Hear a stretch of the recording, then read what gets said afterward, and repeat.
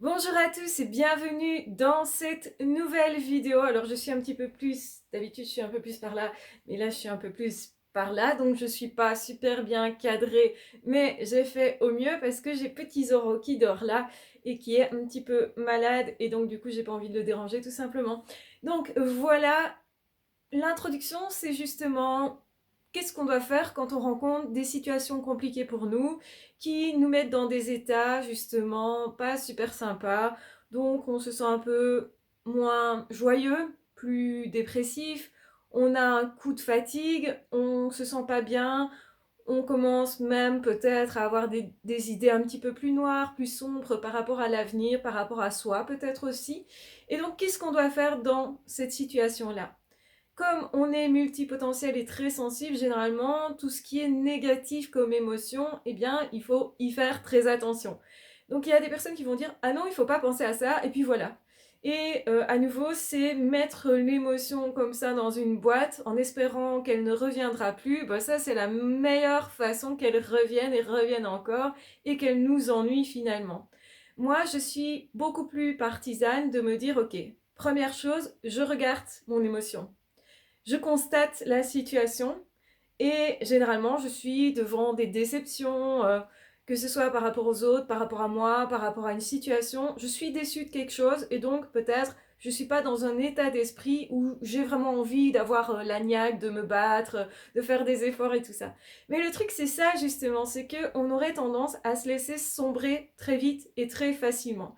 Et je pense qu'il faut réagir très très vite au tout début en fait en se disant voilà, comme ça ne va pas trop, la première chose que je vais faire, c'est essayer d'aller le mieux possible et de faire justement au mieux pour améliorer mon état d'esprit, ma journée, mon optique, ma façon de regarder les choses. Parce que finalement, l'émotion, normalement, elle va nous traverser et c'est ok de ressentir une émotion, même une émotion qui n'est pas très sympa hein, à ressentir, mais on va pas faire en sorte de la conserver. C'est-à-dire qu'on va tout faire pour que cette émotion, elle dure le moins longtemps possible, parce que c'est à nous à décider si oui ou non on entretient ces idées-là, cette émotion-là, ce sentiment-là, cette vision-là aussi. Et je pense que sincèrement, on peut changer son état d'esprit parce que durant la journée, on va vivre des choses plus positives. Donc il s'agit de un petit peu comme quand on boit un jus de fruits, si on rajoute des gouttes de fruits, ça va être plus agréable à boire. Et ben, c'est un petit peu la même chose, si vous voulez. Ce sont des petites gouttes, des petits efforts, des petites choses, parce qu'on n'est pas capable de faire des grands efforts à ce moment-là, parce qu'on manque d'énergie, parce que justement, on n'aurait qu'une seule envie parfois, c'est se mettre dans le lit et ne plus bouger, ou justement faire semblant que les problèmes n'existent pas, etc. Je pense pas que ça soit la bonne stratégie. Je pense que la meilleure stratégie, c'est d'essayer justement de travailler sur son état d'esprit et de se dire c'est important. C'est important et je vais regarder justement cette émotion là qui n'est pas agréable. Plutôt que de la nier, d'essayer de faire comme si elle n'existait pas, je vais faire l'inverse en fait. Je vais la noter, donc écrire, autrement dit. Je vais dire ce que je ressens à mon journal, même si j'ai personne qui peut m'écouter. Et si j'ai quelqu'un, eh ben, je vais essayer de contacter des personnes, justement, pour aller boire un verre, pour parler au téléphone avec quelqu'un qui puisse me comprendre. Parce que déjà, je sais que ça peut me soulager, même si c'est momentané. Et je prends ce qui est momentané. L'erreur, ce serait de se dire, bah, de toute façon, ça ne sera pas suffisant de faire ça, donc je ne le fais pas. Par exemple, j'ai envie de marcher un petit peu dans la nature, je sais que ça me relaxe, que ça m'aide à réfléchir, que ça me réoxygène et que ça oblige mon corps à me bouger. Et quand j'oblige mon corps à me bouger, je me mets généralement dans un état d'esprit où justement j'ai plus d'entrain. Donc si je me sens fatiguée, je vais me dire bah non, je suis fatiguée, je vais pas faire ça, alors qu'en fait le fait de le faire va me donner plus d'énergie. Et donc il faut bien se connaître aussi pour se dire ben, qu'est-ce qui marche chez moi habituellement. Parce que ça ne va pas être la même technique pour tout le monde. Et se connaître bien, c'est aussi connaître ce qui a déjà marché dans le passé et c'est repérer en fait tout ce qui peut nous faire du bien, même si c'est un petit peu du bien. Et mesurer les conséquences, parce qu'il y a des choses qui peuvent nous faire du bien à court terme, mais qui sur le long terme, c'est un désastre, sont un désastre. Donc par exemple, bah, acheter quelque chose, ça peut me faire du bien, mais si j'achète beaucoup, forcément, si j'ai plus d'argent ensuite pour me nourrir, etc., à terme, c'est une mauvaise stratégie. Donc évidemment, on a aussi ce devoir, je dirais, de prendre du recul sur ce qui fonctionne réellement sur le long terme et de se dire, nos efforts vont payer. Pas maintenant, pas ici, pas tout de suite. Mais ces petits efforts-là, si je les fais directement, par rapport justement à un truc que je viens de vivre et qui est compliqué, et justement qui fait que je n'ai pas le moral, plutôt que de sombrer directement, ce qui est plus facile, je vais faire des petits efforts. Et les petits efforts, je vais les saluer. Je vais me dire à moi-même, je suis fière de toi parce que tu as pris du temps pour toi, parce que tu as pris conscience du problème, même si c'est pas facile.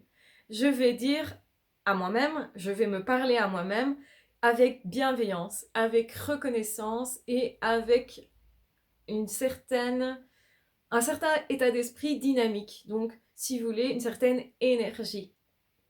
Et c'est vraiment important de réagir très vite, limite tout de suite. Vous venez de vous faire larguer, paf, il faut absolument réagir tout de suite.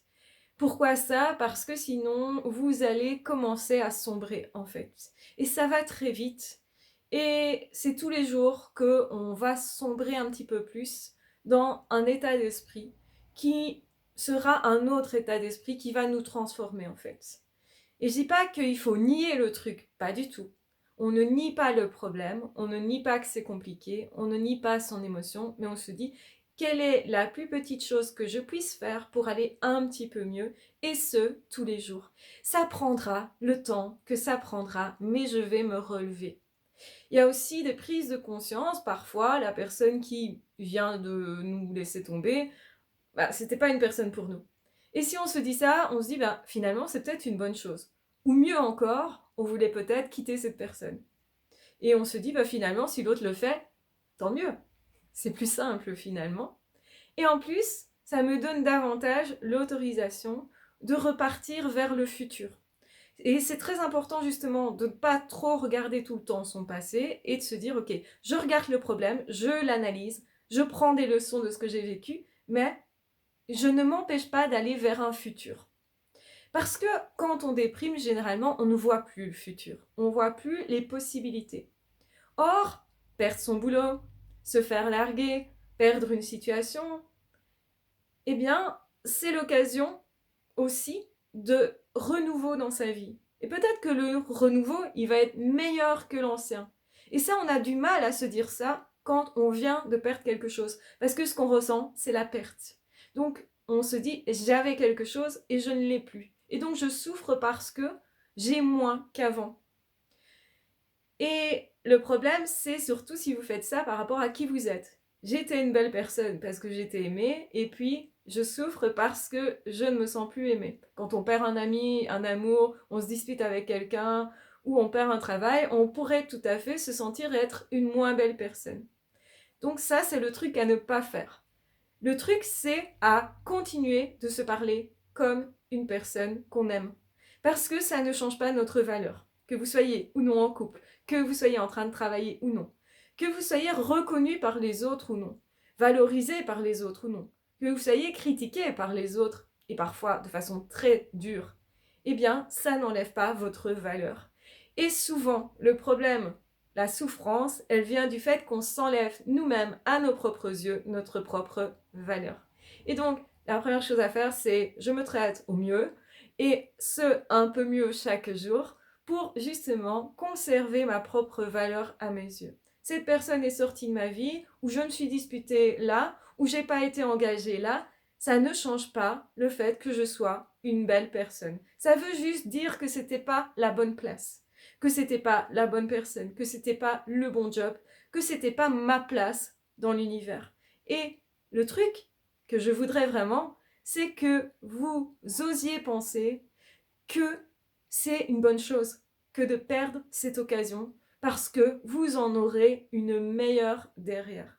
C'est vraiment arrivé à beaucoup de personnes que derrière une rupture, on rencontre quelqu'un de beaucoup mieux, de plus attentif, de plus charmant, de plus sécurisant, de mieux au niveau de la façon dont cette personne nous perçoit. Peut-être que cette personne, justement, elle va nous amener quelque chose qu'on n'avait pas prévu. Et c'est le non prévu qui va faire la différence. La vie, elle est bien foutue dans le sens où elle va nous apporter toujours plus de vie. Mais nous, êtres humains, on s'accroche toujours, comme si c'était nécessaire, comme si on allait tomber, on s'accroche comme ça à une personne, une situation, le passé, tout ce qu'on veut en fait, ou même à une image de ce qu'on était, on s'accroche, comme si notre ex-boulot, ça nous définissait tellement qu'on se dit, mais j'aurais plus un boulot dans lequel je vais aussi bien me définir, alors que c'est faux. Le suivant sera peut-être mieux adapté. Et si c'est pas directement le suivant, ça peut être un autre juste après. Mais peut-être que justement, ça va vous faire réfléchir à comment vivre une vie qui me sera plus bénéfique et plus épanouissante. Et c'est surtout l'occasion de me dire, si je suis mal aimée, si je suis délaissée, si justement on ne reconnaît pas ma valeur, si même les autres me disent, t'es trop nul, je t'engage pas, je ne te garde pas, ou je ne veux plus de cette relation avec toi, c'est l'occasion de se dire, ma place elle est quelque part, mais je dois peut-être aller voir plus haut s'il n'y a pas d'autres personnes qui me reconnaîtraient. Peut-être que je brille trop fort pour ces personnes-là finalement. Peut-être que c'est pas moi qui suis nulle, mais au contraire, je suis trop douée.